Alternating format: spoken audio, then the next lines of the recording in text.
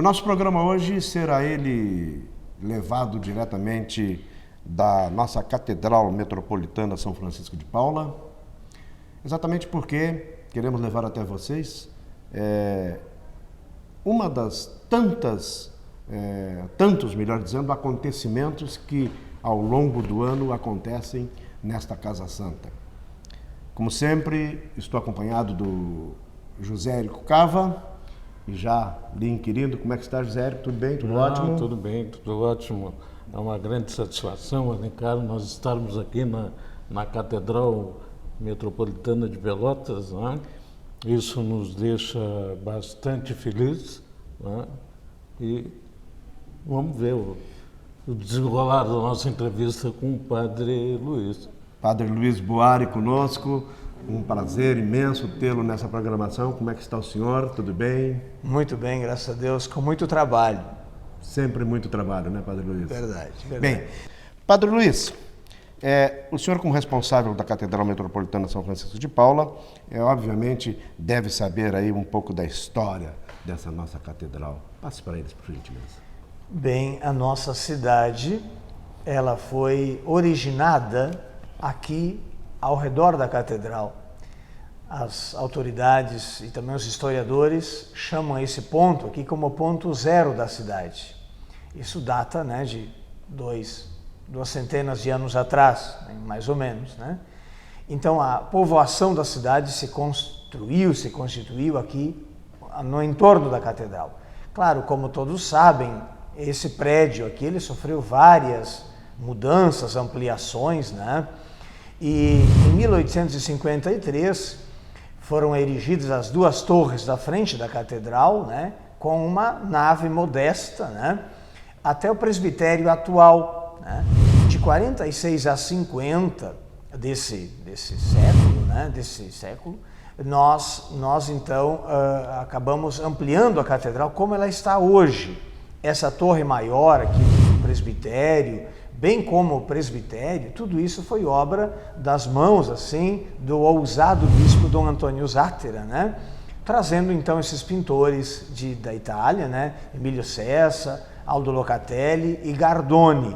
Esse último não permaneceu muito tempo conosco, mas o Emílio Cessa e o Aldo Locatelli foram os dois pintores, então, que deram esse colorido, digamos, né? Essa beleza artística à nossa catedral. E claro, em termos assim substanciais, a reforma de 46 a 50 foi a reforma última, né, daquilo que nós estamos hoje experimentando aqui desse prédio bonito da catedral. Bem, José Érico. Pois o Alencar, é interessante, né, para o pessoal de casa também saber, né, porque o mais conhecido pintor da catedral é o Aldo Locatelli, né, o italiano Aldo Locatelli. Na verdade, nós tivemos mais dois pintores junto com o Aldo Locatelli, né? Eu até disse nessa semana, uma vez que estamos aqui com essa exposição do Emílio Cessa ficou muito à sombra de Aldo Locatelli, até porque o Aldo Locatelli entrou para a Academia de Artes aqui da cidade. O Emílio Cessa ficou mais contido, digamos, né? Não se expandiu tanto. O Aldo permaneceu mais tempo aqui, né? O Emílio Cessa desbravou outras cidades e pintou outras igrejas até no país. Mas ele é responsável por toda a parte decorativa da catedral. E as naves laterais, as duas naves laterais, que consistem basicamente em partes decorativas, é 90% dele. Né? Então a gente às vezes desconhece isso, né? Por isso que essa parceria com o Instituto Emílio Cessa quer também resgatar assim, o lugar dele aqui em nossa catedral, né? O pintor Emílio Cessa, portanto. Que teve grande participação, diga-se de passagem. É verdade, verdade. E a gente não se dá conta também de que eles, antes de projetarem a pintura, eles faziam umas espécies assim de projetinhos, né? E esses projetos era o Emílio Cessa quem elaborava. Interessante. Que interessante, né, Alencar? Nós que andamos aí metidos com a cultura dia a dia aí, com os pintores, com os artistas, com tudo aquilo de Pelotas. Temos mostrado tanto no nosso programa. Pela primeira vez, vamos levando aí a vocês estão observando tudo isso que o Padre Luiz Buari colocou, as mãos destes fabulosos artistas que passaram aqui pela nossa terra e deixaram assim legado maravilhoso, essa história maravilhosa para nós, né, Padre Luiz? Nós costumamos dizer que a catedral é uma galeria de arte. É verdade. Uma galeria de arte. Daí também nós termos, assim, nesses últimos anos, provocado, assim, exposições como a que estamos aqui acolhendo agora. Pois é, nós temos aí os afrescos de Aldo Locatelli, temos a decoração aí do Emílio Cessa, né? Temos os vitrais da catedral, né? Então a catedral, eu tenho a impressão que é uma galeria de arte, né? Ao vivo, né? O pessoal que vem a Pelotas certamente vem à catedral para observar essas pinturas, né? Desses três artistas tão famosos no Rio Grande do Sul, né?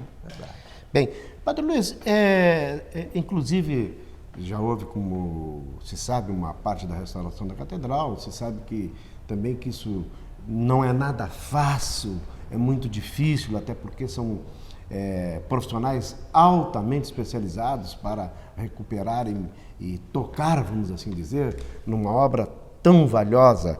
Mas, de qualquer forma, aos poucos, esta outra parte, ela está sendo encaminhada com algum subsídio de quem? Gostaria que o senhor passasse para as pessoas que estão nos assistindo. Nós estamos empenhados enormemente para a restauração plena da catedral e temos aportes já depositados, inclusive, né? Claro que são volumosos, assim, os aportes que nós precisamos, né?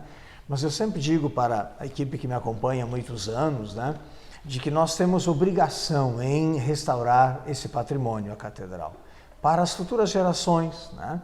Afinal, se Dom Antônio e a equipe dele teve a ousadia, né, e a força, né, de edificarem esse prédio, de trazerem esses pintores com custos, evidente, né, eu acho que nós devemos até, como gratidão, assim, às gerações passadas, né, restaurar assim com muita graça, né, percebendo assim a grandeza, né, a grandeza desse espaço. E nós estamos muito, como é que eu digo, esperançosos, né? Até porque o projeto em si, ele foi acolhido pelo Ministério da Cultura integralmente, né? Nós temos recebido os elogios de profissionais, assim, de altas empresas do Brasil todo, inclusive dizendo que o nosso projeto deveria ser modelo de projeto para o Brasil, né? Isso nos orgulha bastante. E estamos processando, estamos, assim, já com muitas empresas sensibilizadas, né? E também com muitas promessas assim de aportes, né? Com a gradualidade e com a morosidade também que isso requer. Como o senhor disse, não podemos expor assim essas pinturas e esse prédio às mãos de qualquer pessoa. Nós precisamos de profissionais qualificados, de empresas também habilitadas, né? Mas eu quero garantir assim à sociedade, né, que nos escuta, de que nós estamos trabalhando com muita seriedade e estamos também muito esperançosos. Padre Luiz, nós hoje fomos levados à condição de arquidiocese. Isso é muito importante para nós. Tem algum comentário sobre isso, por gentileza? Ora, foi uma intuição da Igreja aqui do Estado, né? Basicamente, as dioceses centenárias foram elevadas a arquidioceses. Qual é o sentido disso, né? Nós já, de algum modo, estabelecíamos aqui com Rio Grande e Bagé uma espécie de comunhão, de entreajuda, né? Em várias frentes, podemos assim dizer, né? E em estabelecendo assim uma região, que a gente chama também uma província eclesiástica, como lugar de unidade assim definida oficialmente, essa entreajuda ela ocorre automaticamente, né? E oficialmente. Então, o sentido disso é de fortalecimento de forças, né? E também dessa comunhão ainda mais estreitada com as duas dioceses irmãs, que é Bagé, no caso, e Rio Grande, e Pelotas, que é a diocese mais antiga, então se tornou a sede, por consequência, o bispo, arcebispo. Sim, consequentemente. Consequentemente. Né? Temos aí, então, o nosso arcebispo Jacinto Bergman, Dom Jacinto Bergman, sem desmerecer o brilhante trabalho de tantos outros maravilhosos que por aqui passaram, está conosco aí e nos parece, pelas vezes poucas que estive na sua presença, ser também uma pessoa extremamente chegada ao povo, chegada à comunidade, um homem que está com os braços abertos para a comunidade. Eu tive essa impressão e continuo tendo as poucas vezes que tive em primar com ele. Claro, cada um de nós tem assim um jeito de trabalhar, né? Dom Jacinto, ele tem um jeito, eu costumo dizer assim, mais sistemático de trabalho, né? O que o nosso tempo até demanda isso, né? Então ele adotou assim um pouco o caminho dos conselhos para os trabalhos, né? Então acho que isso revela também uma projeção da diocese, ou melhor, da arquidiocese para frente, né? E requer também uma qualidade de trabalho, né? Então me parece que essas são um pouquinho as notas, assim, se assim posso falar, do nosso arcebispo. Muito bem. Dos bispos. Pois é, Alencar, né? É interessante, né? Porque, claro, o nome, quando a gente liga à catedral, o nome que nos soa nos ouvidos é Dom Antônio Zátera, né? Sim. E eu perguntaria para o padre Luiz, quais os bispos que já passaram pela catedral? Ótimo, então nós tivemos nesses 100 anos de diocese, 102 anos, agora indo para 103, tivemos 5 bispos. O primeiro foi Dom Francisco Barreto, permaneceu aqui por 11 anos, né? Depois retornou a São Paulo. O segundo bispo foi Dom Joaquim Ferreira de Melo, né? Que esse viveu muitos anos aqui, fundador do nosso seminário, né? Ele intuiu que aqui nós precisávamos assim, criar uma casa para a formação de nossos presbíteros, né? O terceiro bispo, Dom Antônio, um grande empreendedor, um homem da educação, né? Como você sabe, um homem também tinha uma visão adiantada, né? A nossa universidade, o hospital, né? São Francisco de Paula, né? O Instituto de Menores, o Santuário de Adoração, a nossa catedral, o diocesano, ou seja, um homem assim do trabalho, né? Um homem assim incansável, ousado, persistente, né? E essa obra aqui, a catedral, eminentemente se deve muito, né, ao empenho de Dom Antônio Zátera, né? Então acho que somos muito gratos assim a tudo aquilo que ele empenhou, né, de esforços, né, para a nossa região sul, porque ele também projetou coisas para Bagé, enfim, né? Eu nem saberia dizer agora, me parece que até a Urcamp de Bagé teve assim um dedo, como a gente diz, né, de Dom Antônio. Depois então de Dom Antônio, Dom Jaime, já como bispo auxiliar, né? Dom Jaime também num outro contexto de igreja, né? Uma igreja pós-concílio, uma igreja também que desceu assim como é que eu digo, os lugares capilares assim da nossa geografia, né? Tempo da explosão das comunidades eclesiais de base, né? E permaneceu 40 anos, né? Quase 40 anos à frente da diocese. E agora, por último, então, Dom Jacinto, né? Concluindo, então, os 5 bispos que, nesses 103 anos, então, de vida da diocese, deram assim, sustentação ao trabalho pastoral da nossa igreja.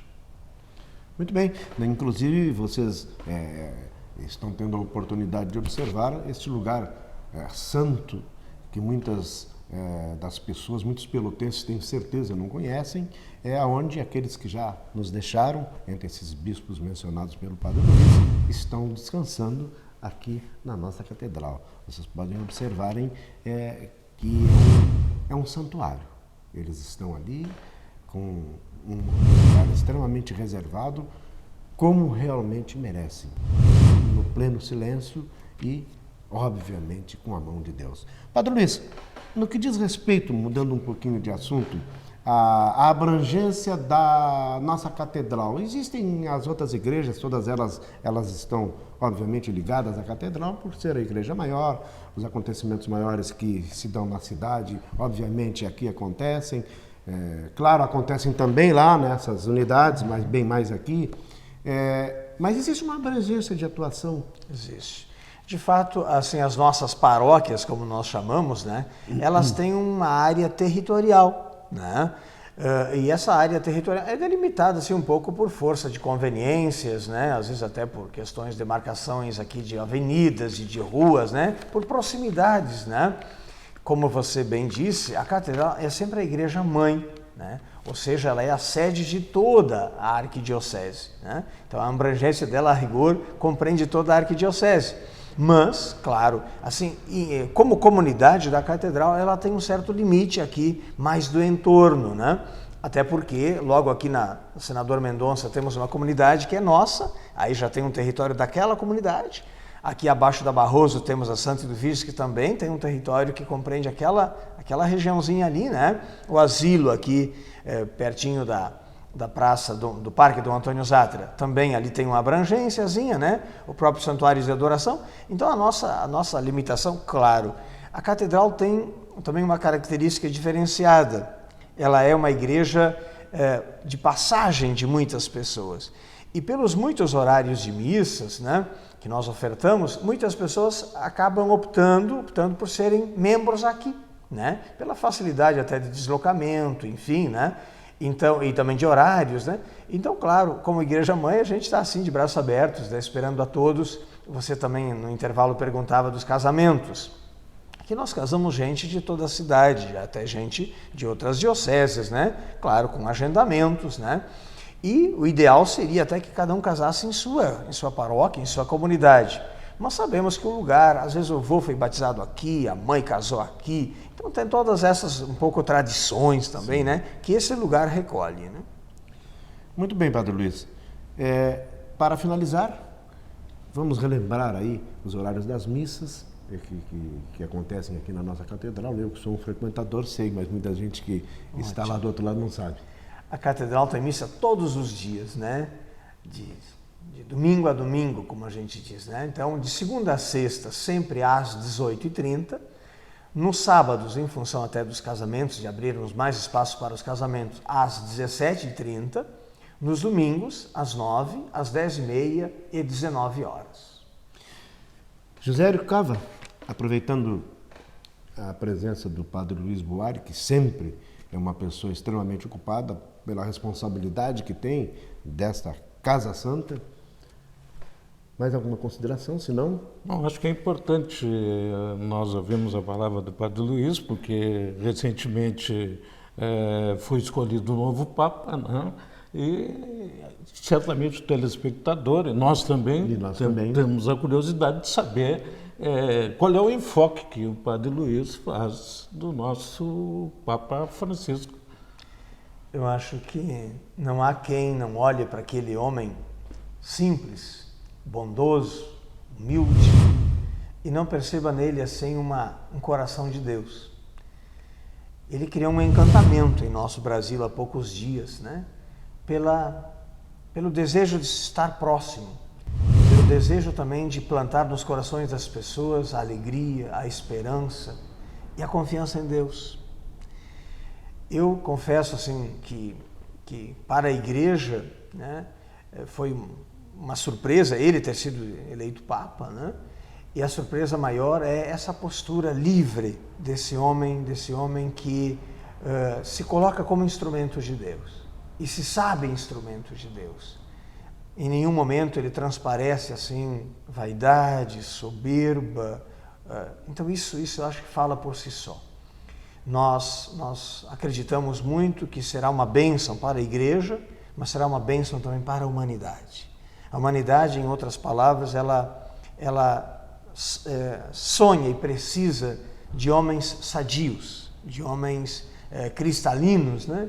Que possam assim evocar aquilo que nós até acalentamos, mas que custamos a encontrar. Ótimo.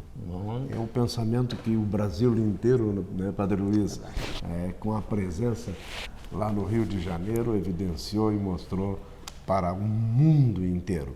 Bem, de minha parte, né, José Érico, eu nada mais tenho a agradecer ao Padre Luiz Buarque, titular aqui da Catedral Metropolitana São Francisco de Paula, e fiquem vocês certos que com o carinho e a simplicidade que lhe é peculiar, que fomos recebidos pelo Padre Luiz Buarque, em outras e outras oportunidades nós vamos levando para vocês tudo aquilo que acontece nessa nossa Casa Santa, essa casa que hoje, como foi mencionado ao longo da nossa conversa aqui, tenho certeza, pelo seu patrimônio histórico, é reconhecido em todo o Brasil e, quiçá, até mesmo fora do Brasil. Eu agradeço, Padre Luiz, e você? Também agradeço, Padre Luiz, né, cara? Foi uma entrevista interessante, foi importante, pudemos observar algumas coisas que não sabíamos, e certamente a comunidade também desconhecia. Eu acho que foi uma entrevista que valeu. Padre Luiz, muito obrigado mais uma vez pela sua bondade, seu carinho, sua simplicidade, e que Deus continue iluminando hoje e sempre. Muito obrigado. Obrigado também por a oportunidade que vocês dão aqui à nossa Igreja Catedral. Obrigado.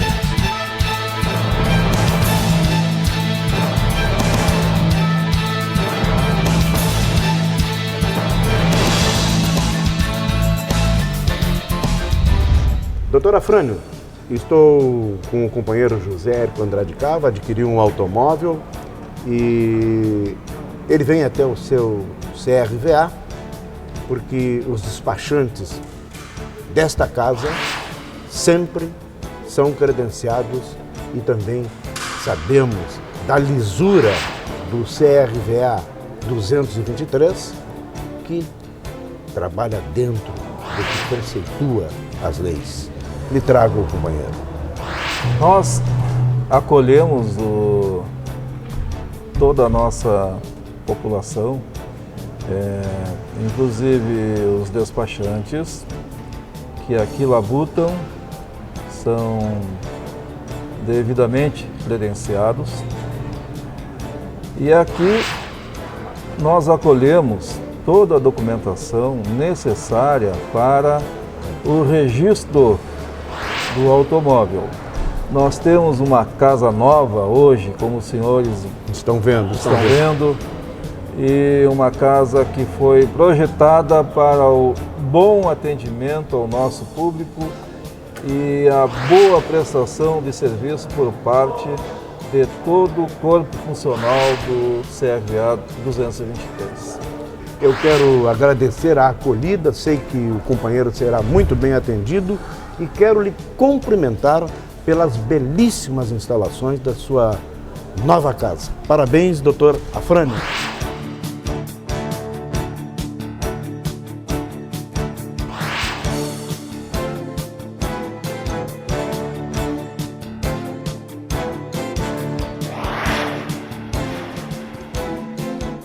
Cartórios dão segurança aos documentos. Tabeliões e registradores existem para guardar seus documentos, dando-lhes, obviamente, total fidelidade. Procure sempre um cartório. Cooperativa de Crédito dos Notários e Registradores do Rio Grande do Sul. Uma cooperativa que é um banco. Associe-se e obtenha as melhores taxas do mercado. Olha, cara, eu estou precisando recuperar a minha condição física.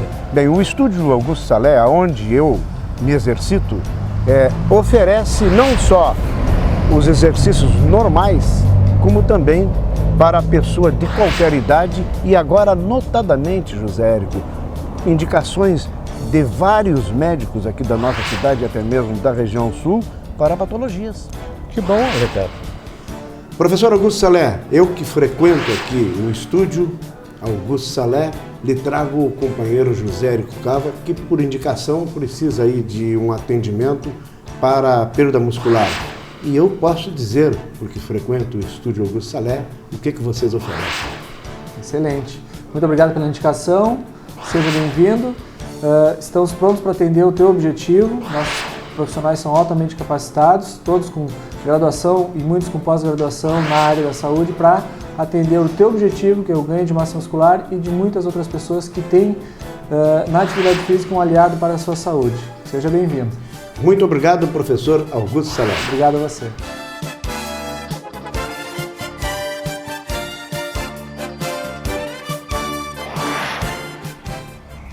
O Instituto Emílio Cessa traz até a Catedral São Francisco de Paula,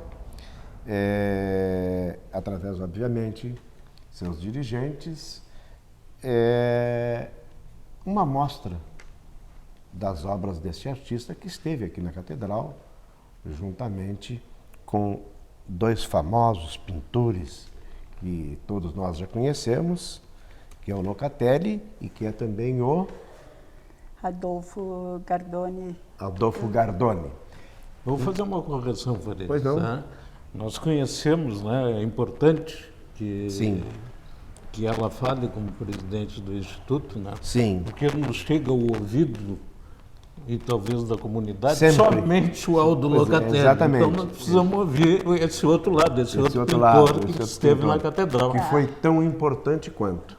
Emílio Cessa, né? Muito bem. Então, é a presidente do Instituto, que é a Maria Helena Montardo. É isto? Sim. À vontade, por gentileza, para nos contar um pouco desse trabalho, desses artistas que aqui estiveram. Foi em 1948 que esses artistas, Emílio Cessa, Aldo Locatelli e Adolfo Gardoni, foram contratados pelo bispo de Pelotas, Dom Antônio Zátera, para realizar as pinturas e decoração da Catedral São Francisco de Paula. E eles levaram mais de um ano para realizar essas pinturas, a decoração e a catedral, as pinturas, o trabalho efetivamente terminado, foi inaugurado em dezembro de 1950. E a comunidade participou e ficou muito satisfeita com esse trabalho realizado pelos artistas italianos. É que, na verdade, muitas das vezes, e bem frisou o colega José Érico Cava, a população em geral e até mesmo aqueles turistas que aqui chegam na Catedral São Francisco de Paula, ficam muito ligados no Aldo Locatelli. No Aldo Locatelli, que importantíssimo foi também com os outros dois. E raramente se cita o nome desses artistas. Já precisamos fazer justiça, precisamos exatamente. Citar também os dois artistas. Mas me diga, por gentileza, Maria Helena Montardo, como é que começou o Instituto Emílio Cessa? Na verdade, nós constatando esse não reconhecimento do trabalho de Emílio Cessa, como que ficou esquecido em segundo plano. Então, nós, um grupo de historiadores, resolvemos formar um grupo para o resgate e o reconhecimento da obra de Emílio Cessa, que não ficou restrita à cidade de Pelotas, em outras cidades do nosso estado e também fora do estado. Emílio Cessa realizou pinturas e no nosso estado podemos citar Santa Maria e Santo Ângelo, além de Porto Alegre, né? E fora do estado, Itajaí, Santa Catarina e Amparo, em São Paulo.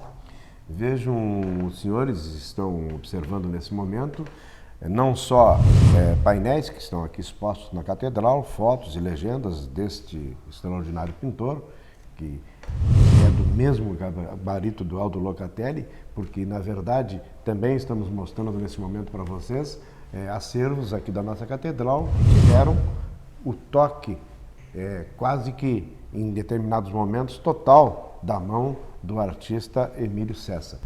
Acho que é por aí, né, José Érico? Fica bem resgatada assim esse justo dado que traz à tona o nome desse artista, né? Isso fica fazendo parte da história da Catedral Metropolitana de Pelotas, mais dois artistas do qual não chega ao ouvido do público, né? Muito bem, nós agradecemos Maria Helena Montardo pelos seus preciosos esclarecimentos e pode ficar certa que aqueles que estão nos assistindo aí vão ficar bem marcados quando chegarem aqui na Catedral, olhar algum cantinho, alguma coisa, porque lá está a mão desse pintor. Nós, do Instituto Emílio César e CES, gostaríamos de agradecer a Pelotas, a toda a comunidade, pela acolhida ao nosso trabalho. Isso nos dá uma satisfação muito grande. Obrigada. E nós ficamos muito felizes com a sua atenção para conosco e achamos assim justo e merecido que este artista tenha também o seu reconhecimento nesta obra fantástica da nossa catedral. Muito obrigado, nós. Continuando falando do artista Emílio César e, consequentemente, do Instituto Emílio César, nós temos aqui a professora Eliane Silva, ela que tem assim um conhecimento mais amplo, eis porque ela fez um preparo especial com relação a tudo que aconteceu nesses momentos passados aqui em Pelotas, nessa obra de arte que é a Catedral. E nada melhor que o companheiro José Érico para inquirir a Eliane aí de imediato. Não, já vou passar de pronto para ela a palavra, para dizer, porque eu também estou curioso, né? Assim como o telespectador deve estar curioso para saber, né, onde se insere o Instituto, né, sobre o grande pintor também da Catedral de Pelotas, o César. É que, na realidade, Pelotas tem um grande mérito de ter trazido os pintores, de ter estabelecido esse contato, né? Dom Antônio e que através do Papa, que não era Papa ainda, né? O futuro Papa João XXIII, indicou Emílio César e Dom Antônio ia muito à Itália, né? E aí deu-se esse contato. Então, o que eu quero dizer? Eu quero dizer que Pelotas teve o mérito de trazer os pintores, porque foi a partir da catedral que se ampliou para o Rio Grande do Sul. Exatamente. E eu hoje estou muito feliz de estar aqui com a exposição, porque esse trabalho que a gente começou, eu comecei a pesquisar, fui eu que pesquisei em Pelotas, e desde o início da pesquisa, embora eu percebesse que as pessoas não conheciam o nome de Emílio César e conheciam muito o nome de Aldo Locatelli, né? E então a gente também isso mobilizou a pesquisa para saber o porquê disso, né? Então no livro a gente vai colocar um pouco disso, por que essa diferença, né? Que começa com a chegada dos pintores, que são tratados igualmente, e à medida que o tempo vai passando, esse tratamento, digamos assim, vai se dissociando, né? Em detrimento de um e esquecimento de outro, né? Desculpe interrompê-la, mas há também aí a mão do pintor Aldo Gardoni? Sim. Juntamente? Sim. Seriam 3, então? Sim, seriam 3. Mas os principais pintores, os que tinham a maior responsabilidade, inclusive porque Emílio César foi quem fez o projeto da catedral, foi ele que projetou. O que é projetar uma igreja? É estabelecer como é que ela vai ser composta, os desenhos, né? O preenchimento do espaço. O preenchimento daquele espaço, ótimo, né? Então, o Emílio César foi quem fez esse projeto, né? Então, na pesquisa, então, como eu estava dizendo, a gente vai recuperar o porquê dessa diferença de tratamento, né? Mas uma coisa que eu acho importante salientar é que desde que a gente chegou em Pelotas para pesquisar, me pareceu que, embora as pessoas não conhecessem Emílio César, elas estavam prontas, de coração aberto, para aceitar acolher, seria a palavra, né? Essa informação de que havia um outro pintor, além de Aldo Locatelli, né, que na realidade havia pintado uma grande extensão da catedral. Então a acolhida, não posso deixar de registrar que a acolhida foi excelente e hoje até me emociona muito de a gente estar com uma exposição aqui que concretiza o trabalho, né? Ele é um pintor sacro também, e pintou algumas especialista catedrais de arte sacra. no Rio Grande do Sul e, como falou a professora, presidenta do Instituto também em Santa Catarina, né? Isso. E na Itália, certamente, né? Onde ele deve Sim, ter começado, já né? tinha, sim, claro, ele já era conhecido na Itália por ser um especialista de arte sacra, né? E por que a senhora acha que ficou um tanto apagada esse aspecto pictórico do César Pois Pelotas? né? É uma boa pergunta, né? Que no livro, se a gente ler no livro, ali começa. Porque, na realidade, essa pesquisa ela não está terminada, né? Ela não tem um ponto final, ela continua. Tem muitos pontos em aberto, né? Que a gente quer buscar, né? Ainda. Ou será porque o Aldo Locatelli ele se entrosou dentro da comunidade de Pelotas, participou da Escola de Belas né? Artes? Que é uma né? resposta exata. Não, se afinou mais com ele Pelotas, tem toda né? essa questão. Não sei se afinou mais, mas ele tem toda essa inserção social, ele tem um trabalho lindíssimo, evidente, é a primeira questão. Ele está inserido dentro da Escola de Belas Artes, ele pintava, ele tinha alunos, claro. né? Ele tinha uma boa relação com a dona Marina Pires, né? Que foi praticamente quem fundou, a Escola né? de Belas Tanto Artes. que eu vi agora no MAUG, a foto que eu só conheci em livro, tem a foto ali no MAUG, né? A foto não, o retrato que ele pintou, né, da Dona Marina, né?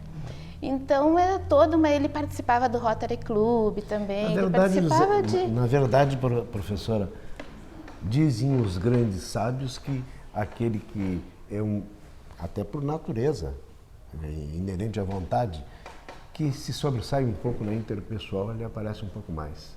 Não é por aí? Sem mérito ao artista, que é fantástico, né? Talvez ele interagisse mais com a sociedade, será que é por aí? Não sei, pode ser que o outro não tivesse ficado tanto tempo em Pelotas assim. Também, né? São várias questões, eu acho que não é só uma questão, né? São várias questões aí para a gente analisar rapidamente assim, né? Professora, muito obrigado pela sua presença. Eu que agradeço a oportunidade. E saiba que nós estamos aí para difundir cada vez mais, vamos estar em contato com o Instituto Emílio Cessa, para que possamos ir aos poucos também conscientizando mais através dos nossos programas desse trabalho brilhante que foi o Emílio Cessa juntamente com os outros dois que aqui estiveram. Nós que agradecemos a oportunidade, registrar o agradecimento ao Padre Luiz também, que tem nos acolhido. Obrigado a nós. Obrigada.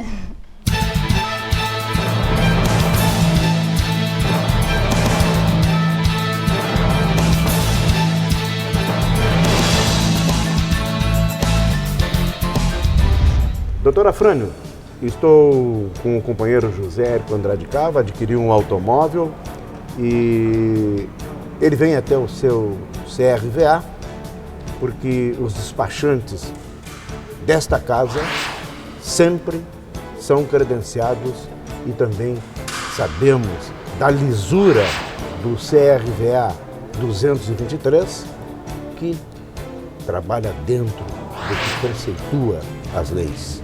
Me traga o companheiro. Nós acolhemos toda a nossa população, inclusive os despachantes que aqui labutam, são devidamente credenciados.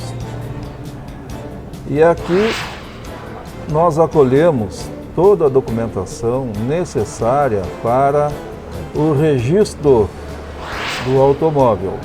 Nós temos uma casa nova hoje, como os senhores estão vendo, e uma casa que foi projetada para o bom atendimento ao nosso público e a boa prestação de serviço por parte de todo o corpo funcional do CRVA 223.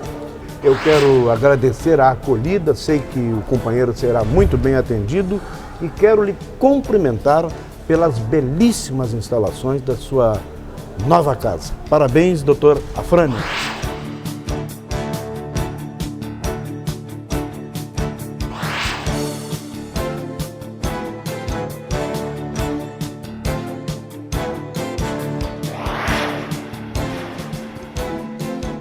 Cartórios dão segurança aos documentos.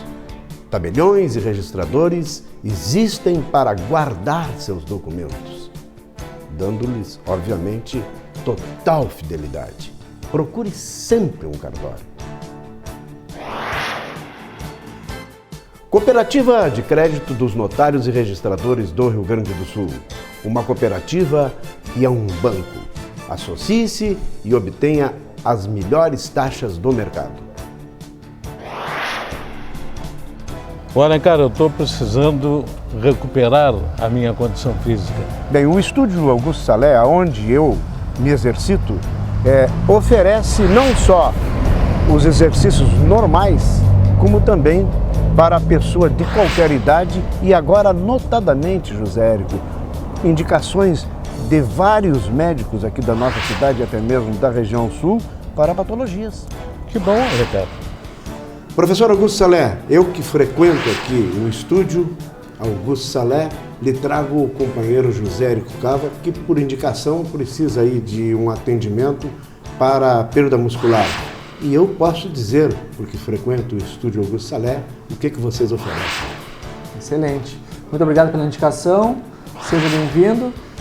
Estamos prontos para atender o teu objetivo. Nossos profissionais são altamente capacitados, todos com graduação e muitos com pós-graduação na área da saúde, para atender o teu objetivo, que é o ganho de massa muscular, e de muitas outras pessoas que têm na atividade física um aliado para a sua saúde. Seja bem-vindo.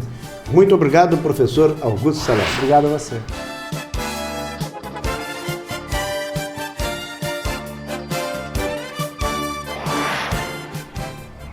Estamos agora com o doutor historiador, ex-professor da PUC,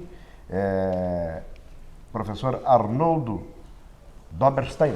Não sei se está bem pronunciado o nome. Correto, é isso mesmo. Correto. Isso mesmo. É também um participante do Instituto Emílio César e vem trazer aqui para nós mais alguns esclarecimentos para fecharmos assim e resgatarmos de uma maneira, acredito, extremamente merecedora o trabalho deste renomado pintor, também italiano, que é responsável pela pintura fantástica, maravilhosa, inesquecível da nossa Catedral São Francisco de Paula aqui em Pelotas. Acho que é por aí, né, José Ricardo? É por aí. Vamos aproveitar o professor, que é historiador, né?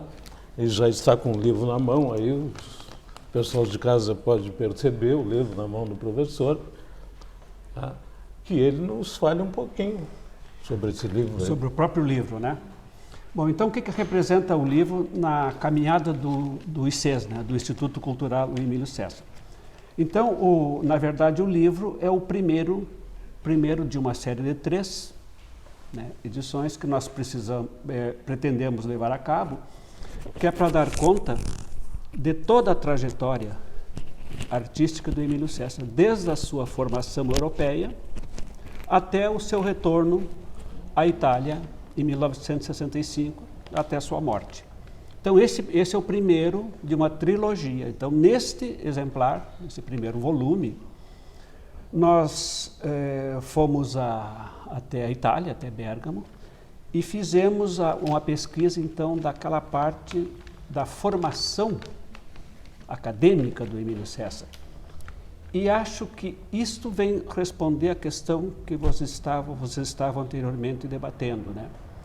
O porquê do parco reconhecimento, digamos assim, do Emílio César. Do sobressalto do Locatelli em relação... Na verdade, no nosso entendimento, uma boa parte disso foi por desinformação. Na verdade, nunca tinha sido feita uma pesquisa que mostrasse para o mundo cultural do Rio Grande do Sul exatamente essa formação que o Emílio César teve. Então, ele teve uma formação acadêmica, ele passou nas escolas de artes de Bérgamo, ele foi aluno do Fermo Taranho, que era um renomado pintor de igrejas, não só da Itália, como de outras partes, né, do continente europeu, requisitado. que inclusive foi o responsável pela decoração do Santuário da Nossa Senhora do Rosário em Pompeia, que são 4.000 metros quadrados de pintura mural.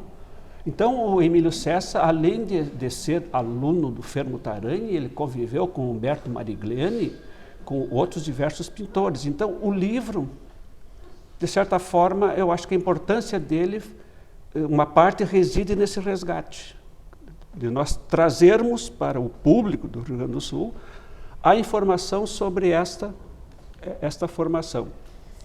E o segundo aspecto importante, que também eu acho que diz respeito à discussão anterior de vocês, é que no livro nós procuramos mostrar que eles vieram de uma tradição de pintura sacra italiana, aonde não havia diferença de hierarquia entre o pintor figurativo e o pintor decorativo.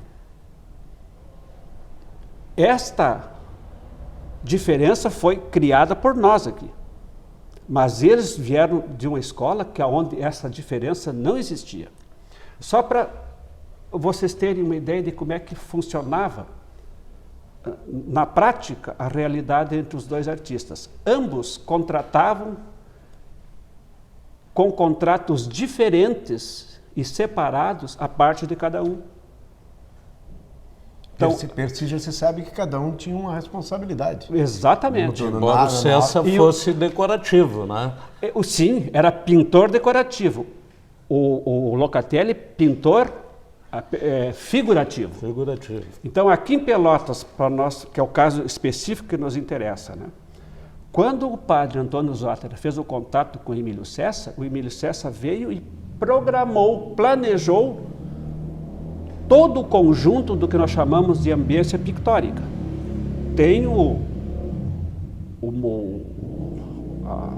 a fotografia, não é do projeto assinado pelo Emílio Cessa, tem depois, posteriormente, tem o atestado do padre Joanes que deu.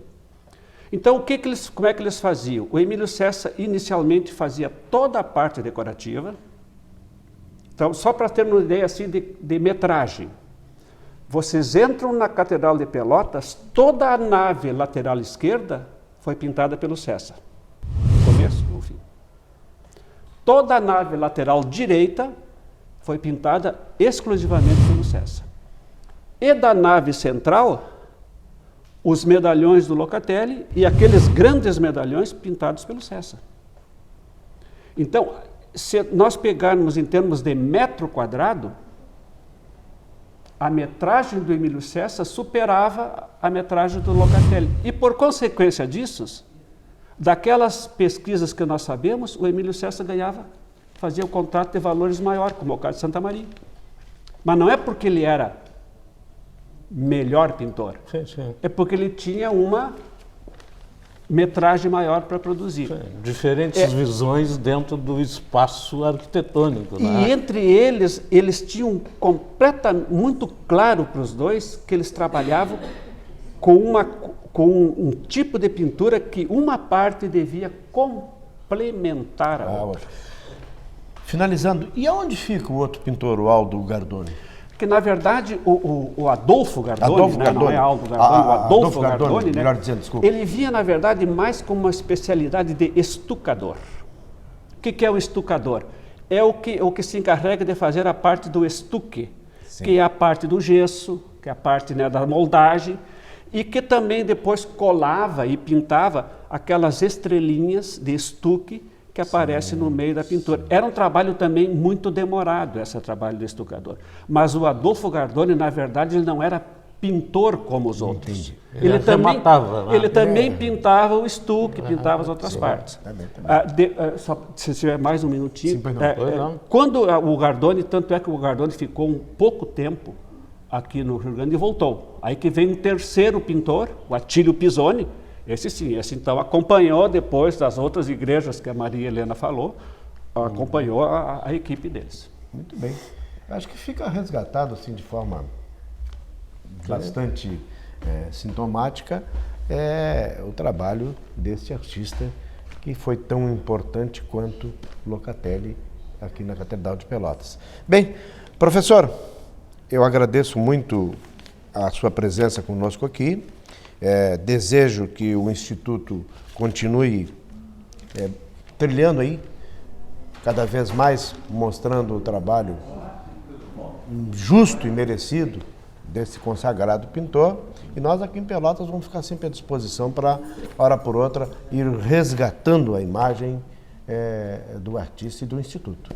Então eu queria, como uma última palavra, pois não. Queria reiterar o que já foi afirmado anteriormente, tanto pela Maria Helena como pela Eliane, o nosso agradecimento enquanto membros do ICES pela acolhida que todos os agentes culturais da cidade de Pelotas e o público em geral têm nos dado desde o começo da nossa trajetória.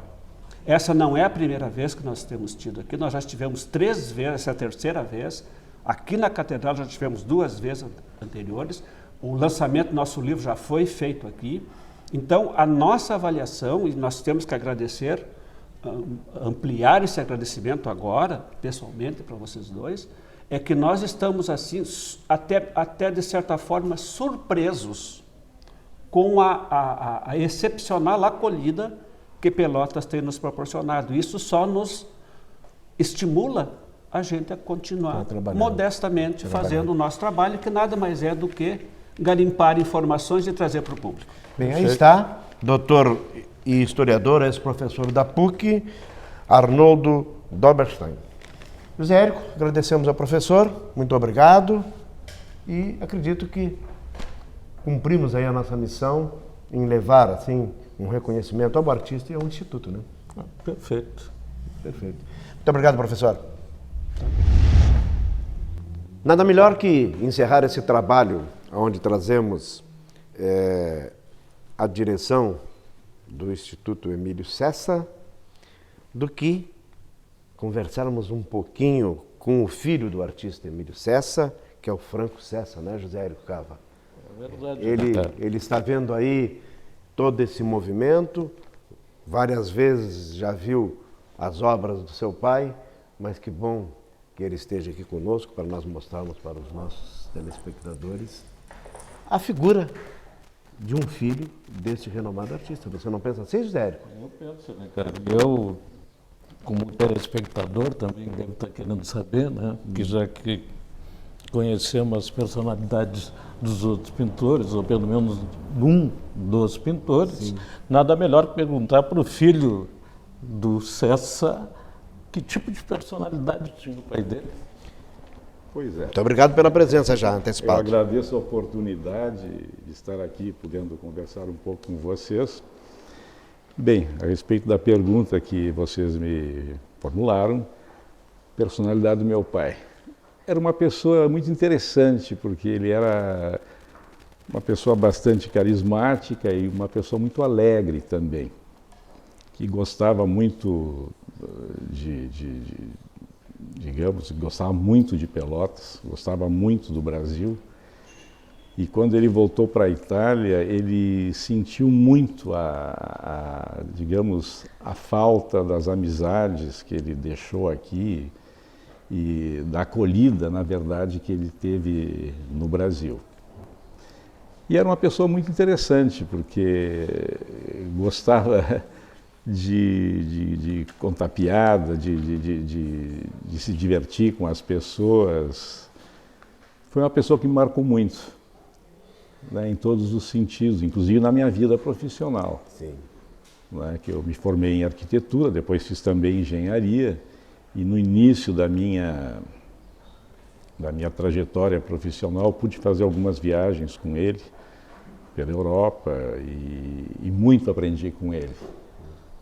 Né, sobretudo na parte de história da arte, né, que é digamos, que era uma área que eu realmente tinha muito que aprender com ele. A base. A base, exatamente. Bem, e no dia a dia, assim, no cotidiano, ele levava o tempo dele em que percentual para a pintura, ou ele pintava em momentos esporádicos, em momentos de inspiração? Não, ele era bastante metódico, assim, ele tinha os horários dele, né, que ele gostava de trabalhar à noite e durante a tarde. De manhã não muito, de manhã ele gostava de descansar, até porque ele trabalhava bastante à noite. Ele sabia dividir bem o tempo dele, né? Mas se dedicava muito ao trabalho dele, ele gostava muito do que fazia. Sim, e às vezes tinha essas jornadas que ele saía para contratos como este, que aconteceu aqui na Catedral e em outros lugares que foram mencionados aqui. Sim, programa. Sem dúvida, sem dúvida. Eu acho que o professor Arnoldo deve ter explanado muito bem, né, toda a trajetória dele, e ele trabalhou em vários países e teve trabalhos bastante grandes, e foi uma trajetória muito interessante, né? Brilhante, interessante e histórica, né? Histórica, sem dúvida. Né, José? Bem, eu acredito que nós podemos quitar então este trabalho trazendo a presença do filho do artista, o arquiteto e engenheiro, que é o Franco Cessa, é isso? Né? Exato, exato. E que está junto com a direção do Instituto Emílio Cessa. Nós agradecemos a sua presença, agradecemos também a obra que seu pai deixou aqui na nossa Catedral São Francisco de Paula, juntamente com outros artistas, mas acreditamos, como já frisamos anteriormente, tanto eu quanto o José Cava, que estejamos assim trazendo para a população de Pelotas, que é extremamente levada à cultura, gosta e ama a cultura, o reconhecimento deste renomado artista que esteve aqui com o Locatelli, Emílio Cessa. Por aí. E agradecemos a sua presença, não sei se queria mencionar. Eu gostaria de reiterar as palavras do professor Arnoldo e dizer que realmente eu também pessoalmente agradeço a todas as vezes que eu vim a Pelotas pela belíssima acolhida que o povo pelotense tem nos dado, e eu gostaria de registrar isso. Realmente o povo de Pelotas é um povo especial, sobretudo, né, na parte da cultura, um povo que se interessa e que valoriza. E eu gostaria de agradecer, então, a acolhida que nós sempre tivemos aqui. Muito bem. Nós agradecemos a sua presença e agradecemos também já aos que por aqui passaram do Instituto, e pode ter certeza que nós vamos, como disse ao pessoal do Instituto, reitero, estaremos aí hora por outra falando e relembrando o trabalho do Emílio Cessa, não só na Catedral, como também em outros lugares do mundo por onde esteve. Muito obrigado pela entrevista. Obrigado pela oportunidade. José Érico, o programa terminou. Obrigado. Um abraço a todos. Bem, nós andaremos por aqui na próxima semana. Até lá.